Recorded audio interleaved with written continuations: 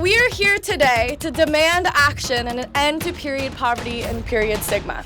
The tampon tax is unfair and unequitable, and it's time to change it. Check your privilege. This is not an option. This is a necessity. You say it's a luxury. It doesn't feel like a luxury when my kids are walking down the hall with wrapped up construction paper and tape between their legs. And it should not happen in the United States in 2019. This is truly the launch of something much bigger. This movement is here, it is real, and demands urgent attention.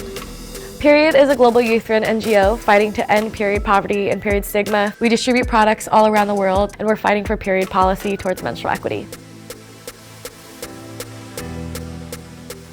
I founded this organization when I was 16 after my family experienced living without a home of our own. 46% of low-income women had to choose between a meal or period products. But menstruation is natural, and menstrual hygiene is a right and not a privilege. To date, Period has addressed over 950,000 periods for people in need and registered about 650 chapters in all 50 states and 30 countries. This is truly young people, movements, brands, media outlets sharing their resources to make real impact. Seventh Generation came to us and said, "We also agree that the tampon tax is unfair. We'll support you." Half the population menstruates, and yet states still put a tax on period products because they don't consider them a necessity.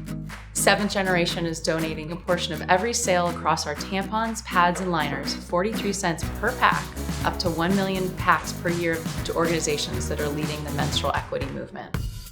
No matter who you are, where you're from, what socioeconomic resources you have, what religion you practice, if you were assigned female at birth, you will most likely experience menstruation for the majority of your life on a monthly basis. And if you don't, you either know someone, you love someone, or you're here because menstruation exists. The time to actively fight for the menstrual movement is right now.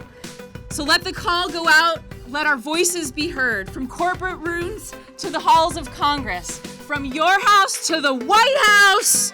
We refuse business as usual. Menstrual equity is a human right, period.